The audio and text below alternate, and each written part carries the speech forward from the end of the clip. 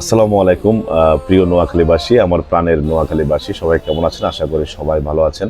আশা করি আপনারা সবাই সচেতন আছেন, সুন্দর আছেন, ভালো আছেন। কারণ আমি জানি আমার নোয়াখালীবাসী কিন্তু গুজবে কান দেয় না, বিভিন্ন প্রভাকাণ্ডে কিন্তু কান দেয় না।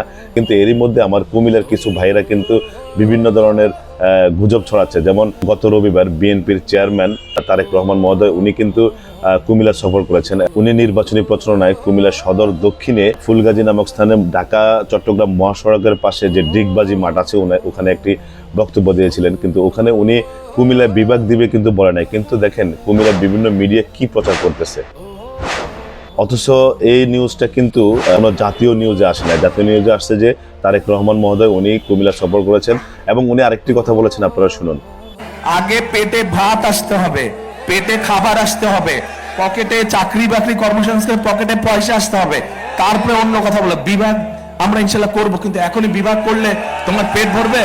অথচ তারা প্রচার করতেছে কি তারেক রহমান বলছে যে ওনারা নির্বাচিত হলে কুমিল্লা বিভাগ দিবে। তো আমি আসলে সবাইকে বলবো যে আপনারা এসব মিথ্যাচার থেকে দূরে থাকবেন, মিথ্যাচার থেকে সরে আসবেন। কারণ অনেকে তো বলেন বিভাগ পেয়ে গেছেন, কিন্তু তাহলে আপনারা ওখানে কেন স্লোগান দিছিলেন যে বিভাগ চাই, বিভাগ চাই?